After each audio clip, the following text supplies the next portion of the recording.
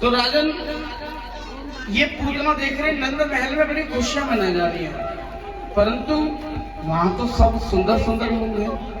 पूतना का तो रूप इतना भयानक है। पूतना सोचा अगर मैं कुछ भी करूंगी तो मुझे घेर लेंगे इतने सारे लोग, मैं क्या करूं।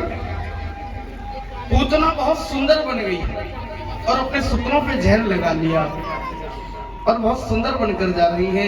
देखो बांधव को ये कथा ज्ञान देती है कि भगवान से मिलने के लिए सुंदर बनना। सुंदर का अर्थ ये नहीं है लिपस्टिक बिंदी पाउडर कोट करा जाओ। हृदय रूपी यानी स्वभाव से भी हमारी मित्रता ज्यादा टाइम किसके साथ चलती है, जो स्वभाव से अच्छा हो, नेचर से भी अच्छा हो। अब ऐसी पर्सनैलिटी का भी क्या करें जब स्वभाव भी अच्छा ना हो। तो बहुत तो सुंदर बनकर गई है और कहने लगी यशोदा तेरा छोरा कितना कमजोर ला रहा, मैं दूध पिलाऊं। गोदी में ले ली, दूध पिलाने की कन्हैया ने दूध नहीं पिया, नेत्र बंद कर लिए, जबरदस्ती दूध पिला रही। भगवान का रूप छोटा, भगवान ने वजन बढ़ाना प्रारंभ कर दिया। पूतना कहते ना पुत आज छोड़ दे फिर तो कभी ना पकड़ूं, लेकिन मेरा बनवारी कहता जिसे एक बार मैं पकड़ लेता हूं उसे कभी छोड़ता। पूतना लेकर भागने लगी। भगवान ने थोड़ी दूर जाकर कंठ पकड़ा, प्राण हर लिए और यशोदा मैया सब द्वारा पीछे पीछे भागने ले गए मेरे छोरा को ले गए। पूतना का अग्नि संस्कार कर लाला को गले से लगा लियो है। समय व्यतीत हुआ, लाला की छठी मनाने की तैयारी हो गई और जैसी लाला की छठी है तो 5 गीत गब रहे हैं और भैया कीर्तन मंडली बुलाई गई है कि आइए भाई सब आइए, लाला को जन्म भयो है। ब्राह्मण बुलाए गए हैं, मंत्रों का उच्चारण करवाया गया है। तो आज बांधवों बिहारी जी की पावन सी लीला है। बाबा भोलेनाथ भी दीदार के लिए आए हैं, जोगी का रूप बनाया और बाबा भोलेनाथ दर्शन की अभिलाषा लेकर आए हैं। बाबा ने अलग जगाया, भिक्षाम दे। मैया निकल कर आई। मैया ने देखा कोई बाबा आए हुए तो मैया ने सोचा दान मांगने आए हुए। मैया ने तुरंत एक थाल सजाया जेवरात आदि से, धन द्रव्य से, और लाला के ऊपर 7 बार मार कर बाबा को देने लगी। तो बाबा ने कहा मैया कि लालच नहीं है धन माल का, जोगी में तो आया पूरे 100 साल का। तो क्या चाहते हो बाबा? दर्श कराए दे तू अपने लाल का, जोगी में तो आया पूरे 100 साल का।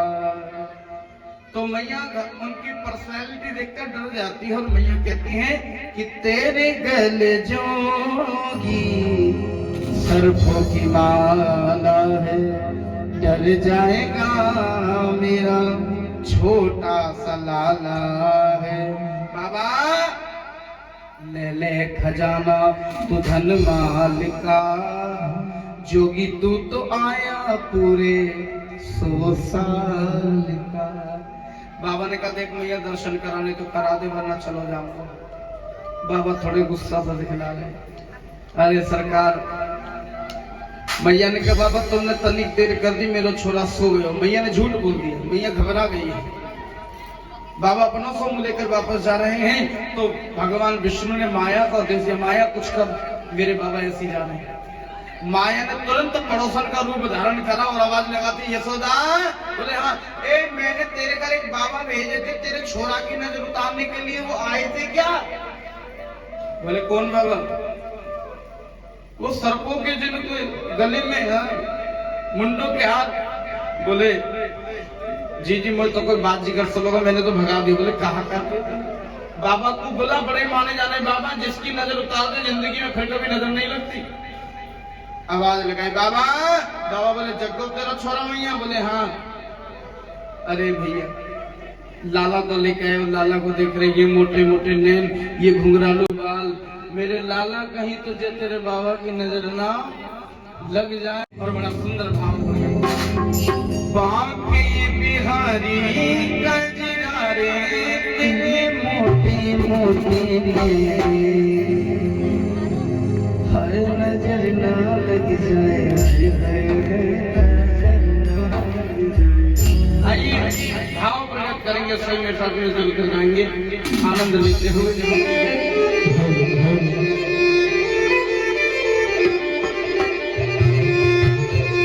बांकी बिहारी मोटे है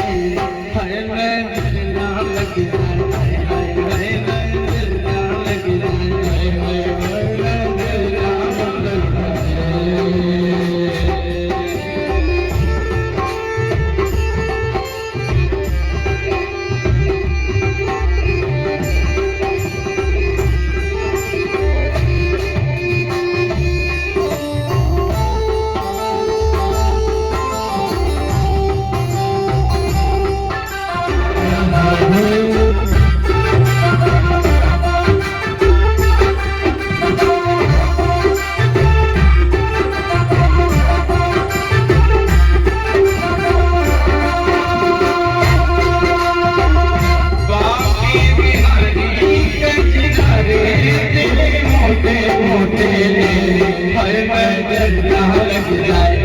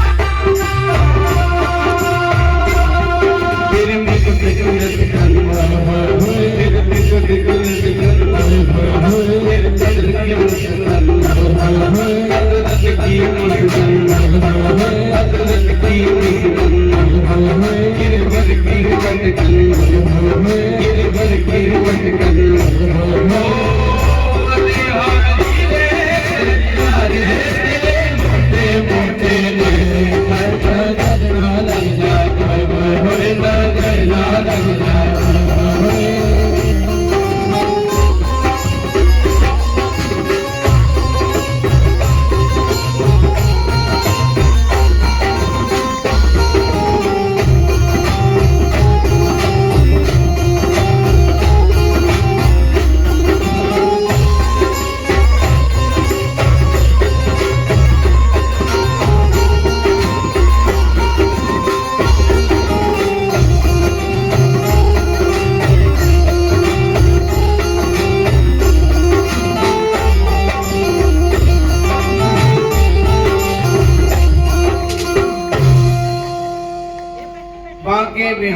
कजरारे तेरे मोटे मोटे नैन, कहीं तुझे नजर न लग जाए इसलिए नजरों में से कजरा लिया और बाबा के पैर के तलवे में लगा दिया। बाबा वहां से वापस चले गए। समय व्यतीत हो गया राजन, और आज लाला का नामकरण हो रहा, 1.25 महीने का लाला हुआ है। तो गर्गाचार्य जी को बुलाया। इनके नाम अनेक अनूपा, कितने नाम धरूं? बोले महाराज रोहिणी के गर्भ से भी बच्चे ने जन्म लिया, पहले उसका ही करवा दो, बड़ा वही है। तो उस बच्चे का नाम दाऊजी रखा है। बोले दाऊजी महाराज की। अब मेरे लाला का नाम धरो। तो बालक का नाम, छोटे से कन्हैया जी का नाम कृष्ण रखा है। बोले कृष्ण भगवान की। महाराज बच्चे का स्वभाव कैसा? बोले जैसा नाम वैसा स्वभाव। नाम कैसा है? आप राम लिख कर देखिए, बिल्कुल सीधा, और कृष्ण लिख के देखिए। कृष्ण सीधा है टेढ़ा है? लिखना। हाँ, कृष्ण का नाम भी टेढ़ा, कृष्ण भी टेढ़ा, कृष्ण की नगरी भी टेढ़ी और उसकी लीला भी बड़ी टेढ़ी।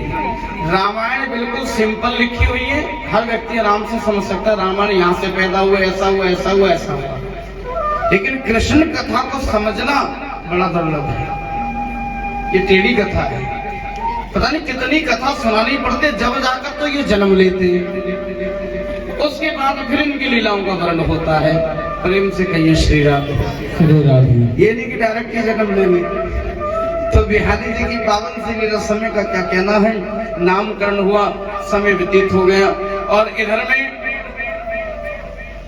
कुछ समय पहले ब्रजमान जी के यहाँ भी कन्हैया ने जन्म लिया, जिसका राधा रानी नाम रखा गया था। समय व्यतीत हुआ, श्याम सुंदर जी दिन पे दिन बड़े हुए, और राजन श्याम सुंदर जी थोड़े से बड़े हुए हैं। तो मैया ने लाला की मालिश करी है कि आंगन में लिटाल दी है लाला ने। यहाँ कन्हैया जी 5 महीने के हैं, जो आंगन में पड़े हुए हैं, मालिश करी है, और छोटे से कन्हैया पड़े पड़े हाथ पर ऐसे ऐसे चला है। देखो बच्चे का 2 ही काम होते हैं, तो पैर का अंगूठा मुंह में ले लेगा अपना। छोटे बच्चे को कभी लिखना, या तो पैर का अंगूठा मुंह में ले लेगा, या फिर क्या करेगा, पैर हाथ चलाता रहेगा, पैर ऐसे ऐसे फेंकता रहेगा, यूं करता रहेगा। तो ऐसी पैर फेंक रहे हैं, और ये बकासुर आ गया भगवान को उठाने के लिए। जैसी बकासुर आया तो भगवान पैर तो चला रहे थे, भगवान ने पैर की ऐसी पदंका मारी कि धड़ाम जैसी दूर जाकर गिरा, इसके प्राण निकल गए। मैया भगी भगी आई, कहाँ है वो? बोले मैया तेरे छोरा ने मारा। बोले तेरा छोरा जरासु है? 5 महीने को बालक, भला इतने बड़े राक्षस को मार देगा? ये सब कुल गुरु की कृपा है, हमारे गुरु हमारी रक्षा करते हैं। समय का क्या कहना, समय व्यतीत हो गया। गुरु जी की बड़ी सुंदर सी लीला है कि कन्हैया जी आज 1.5 वर्ष के हुए हैं। तो 1.5 वर्ष के जब मेरे छोटे से कन्हैया हुए हैं ना, तो राजन कन्हैया जी मट्टी के आंगन में ऐसे बैठे हुए हैं, और मट्टी उठाई और कन्हैया ने चाट ली। मैया बोली लाला ते मट्टी खाई तेने? कन्हैया ने देखा और कन्हैया मुस्कुरा गया। देखो बच्चे पे 2 ही काम होते हैं, तो रोता है या हंसता है। तो कन्हैया रोए नहीं है, डरे नहीं है, इतने ढीठे, और कन्हैया हंस रहे। जब कन्हैया हंस रहे तो मैया बोली अभी बताऊं तुम्हें, गोदी में लियो, और मैया ने मुंह खुलवायो तो भैया मुंह में माटी नहीं, पूरा ब्रह्मांड नजर आ गया। ये देखते भैया बेहोश हो गई। रोहिणी आती है, जल छिड़कती, क्या होगा छोरा को? बोले दीदी लाला ने माटी खाई, मैंने मुंह खुलवायो तो माटी नहीं, पूरा ब्रह्मांड नजर आ गया। बोले तू रात को सोई ना, तेरी नींद पूरी नहीं, जाके सो से कह दो श्री राधे। दूसरा दिन हुआ, लाला का पैर ओखल से बांध दिया। बोले अब दे तू लाला कहाँ जाए? अरे साहब जो 2 दिन का बालक पूतना को मार सकता है, इतनी सी ओखल क्या मायने लगती इसका? कन्हैया ओखल को खिसका रहे। इनके घर के सामने 2 वृक्ष, यमुना और अर्जुन के, भगवान जैसे बीच में से निकले, इस से दोनों वृक्ष धराशायी हो गए, जड़ से चेतन हो गए। भगवान ने आशीर्वाद अंतर ध्यान हो गए। भगवान पैर फंसाकर जानकर रोने लगे हैं। मैया ने लाला को उठाया और गले से लगा लिया। प्रेम से कह दो श्री राधे। श्री राधे। राजन समय का क्या कहना, समय और व्यतीत हो गया है। श्री राधे। और जैसे समय व्यतीत हुआ तो सरकार बिहारी जी की पावन सी लीला है। कन्हैया जी 3.5 वर्ष के हुए हैं तो फल बेचने वाली ने तो फल बेचती थी पंडितानी, लेकिन 2 दिन हो गए उसके फल नहीं बिके, हार कर कदम की डाल के नीचे बैठी है। तो यहाँ पर आज मेरे बिहारी जी देख रहे होते हैं और बिहारी जी ने कहा, अरे मैया क्या बेच रही हैं? बोले फल बेच रही हूँ। ये फल तुम मुंह को दे दे। मैया बोली दे दूंगी। धन द्रव्य है, पैसा है? बोले नहीं। अनाज है? बोले नहीं। तो कैसे दे दूं? बोले जितनी भी गांव में मैया है ना, सबको मैया कह के गोदी में बैठ जाऊं, अपने छोटे छोटे हाथ उनके गाल पे फेरूं तो जितना माखन मिश्री सब मुंह चटा दे। मैं तो तू मैया कहूं तेरी गोदी में बैठ जाऊंगा, फिर भी नहीं देगी का? मैया भावा, मैया ने कहा आजा मेरी गोदी में बैठ। गोदी में बैठे और प्यार से कह दिया, क्या मैया मोए फल दे दे। मैया ने पूरा टोकरा लाला के समक्ष रख दिया। कन्हैया ने सारे फल गाय बछड़ा में लुटा दिए, केवल एक फल कन्हैया ने अपने लिए रखा है। तो कन्हैया लाला को घूर घूर के दिख रही है। तो कन्हैया बोले, ओ मैया। बोले हाँ। ए नजर डाले मोती चो। बोले नजर लग जाएगी मुंह। इतना तो सुंदर भी ना है तू चोरी। कन्हैया कहते, मैया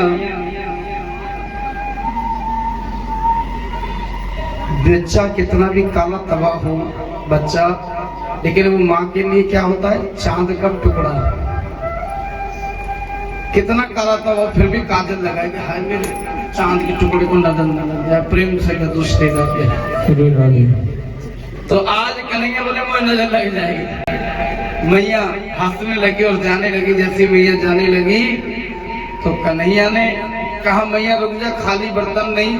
कन्हैया धूल मट्टी उठाई को टोकरे में डाल दिया। मैया हंसती मुस्कुराती जाने लगी। तो जैसे हंसती मुस्कुराती जा रही है तो यहाँ पर मैया के मन में भाव आया, दे तो ऐसे रहा जैसे हीरे जवाहरात दे दी हो। अब मन की बात भगवान के मन में आ गई। भगवान ने कहा था, तो जाकी रही भावना जैसी, प्रभु मूरत देखी तिन तैसी। मैया घर पे गई, एक पैर टोकरा के अंदर यानी घर के अंदर और दूसरा पैर मेरी मैया बाहर है।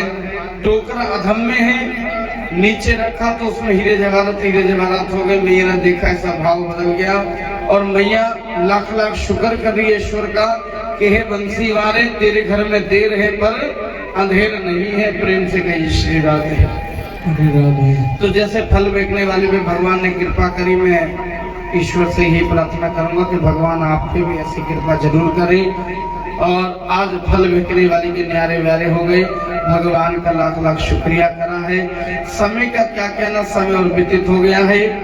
कन्हैया जी दिन पे दिन और बड़े हुए तो नंद बाबा ने कहा हम ये गांव छोड़ देंगे। कन्हैया जी 5 वर्ष के हुए तो उन्होंने ये जगह छोड़ दी और बियाबान जंगल में जहाँ केवल तुलसा जी हैं।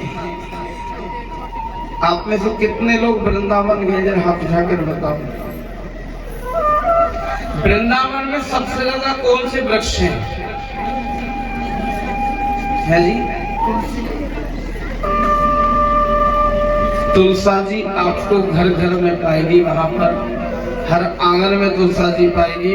और निधिवन में घुस गए तो फिर तो वहां पूरी तुलसा जी है निधिवन के अंदर। और आज भी कहते हैं वहां महारास होता है, महारास होता है निधिवन के अंदर। और मोर मोरनी के रूप में वहां पर क्या होता है? महारास होता है। और जो देख लेता है कहते हैं वो बसता नहीं। उसकी समाधि भी आजकल आप देखना, वहां पर जब भी जाओगे समाधि वहां पर काफी लोगों की बनी हुई है। तो ऐसा भाव रखा जाता है। और हर वृक्ष के साथ 3 गोपियां लिपटी हुई हैं। कभी गौर से देखना उन वृक्षों को जब आप निधिवन में जाते हैं। कह दो श्री राधे, जोर से कह दो। तो आज भगवान ने इस जगह का नाम वृंदावन रख दिया। बोल वृंदावन बिहारी लाल की। ये वृंदा ही तुलसा जी बनी है इस जन्म में। ये वृंदा कभी भगवान से बड़ा प्रेम करती थी, लेकिन मैं समय के अनुसार चलूंगा। ये तुलसा जी का जब विवाह होता है तुलसा मियाँ का, तब उस विवाह में ये कथा सुनाई जाती है कि वृंदा तुलसा बनी थी और वृंदा ने भगवान को श्राप दिया था कि पत्थर के हो जाओ, क्योंकि भगवान विष्णु ने देवताओं के कहने से वृंदा के साथ छल किया था, उसके पति का रूप धारण कर दिया। तो इसलिए मेरी मैया जगह का नाम वृंदावन रख दिया है। भगवान वहां रहने लगे हैं, भगवान गैया चराने गए हैं और भगवान ने यहाँ पर काली देह की लीला खेली है। भगवान ने जानकर गेंद काली देह में डाल दी है और काली देह में जब गेंद गिरी है तो बंधुओं भगवान ग्वालाओं के कहने से काली देह में कूद गए हैं। देखिए मैं आपसे यही प्रार्थना करूंगा, क्योंकि समय के अनुसार ही मुझे कथा बोलनी पड़ रही है, और अगर समय होता तो मैं, क्योंकि कभी भी इतनी हड़बड़ी में नहीं करता कथा के अंदर, और ये मजबूरी है मेरी, क्योंकि ऊपर से आदेश है कि कथा भाई ये सब चीजें संगत थोड़ी कमी आइए, भाव से श्रवण करते रहे। जितना वो कहते हैं अमृत में से जितना मिल जाए उतना ही ले लेना भी अच्छा होता है। बलवंशी वाले की तो सभी समय का क्या कहना, समय व्यतीत हो गया है और आज भगवान काली देह में गए हैं और काली देह में कूद गए हैं। तो कालिया नाग की 5 धर्मपत्नी ने श्याम सुंदर को रोक लिया और पूछा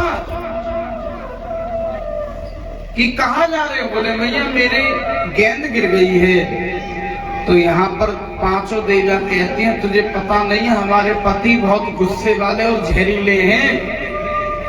तो कन्हैया कहते मैं क्या कम जहरीला हूं?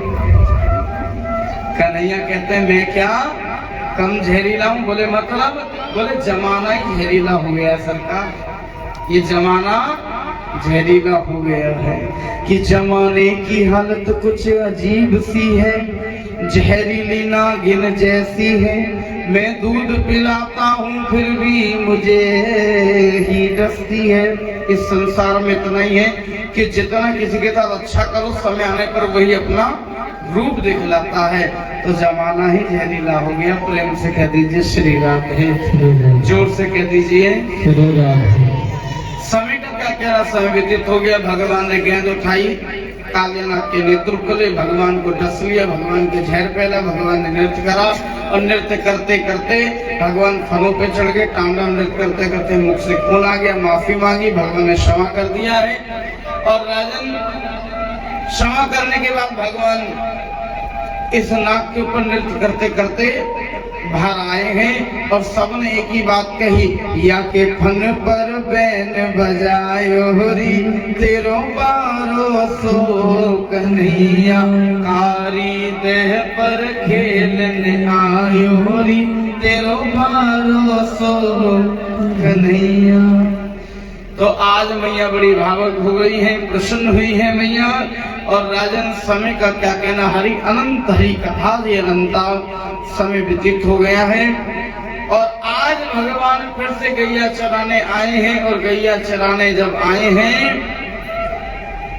तो राजन भगवान ने कहा कि भैया कल तुम सब अपने अपने घर से अच्छे अच्छे पकवान बना कर लाना। तो सब अच्छे अच्छे पकवान लाकर लेकर आए हैं। मनसुखा जी कड़ी भात बड़े जोर के लेकर आए हैं, लेकिन अकेले अकेले ग्रहण कर गए। क्यों? क्योंकि 2 दिन के भूसे हुए कड़ी भात थे। भगवान ने कहा क्यों जी अकेले अकेले? प्रभु जो था सब समाप्त हो गया और आपके पास इसलिए नहीं लाए कि 2 दिन के भूसे हुए कड़ी भात थे। राजन भगवान ने कहा भाव का भूखा हूँ मैं, भाव ही तो सार है, भाव से जो मुझको भजता उसका बेड़ा पार है। भावना में भाव नहीं तो भावना बेकार है, और भावना में भाव हो तो भव से बेड़ा पार है।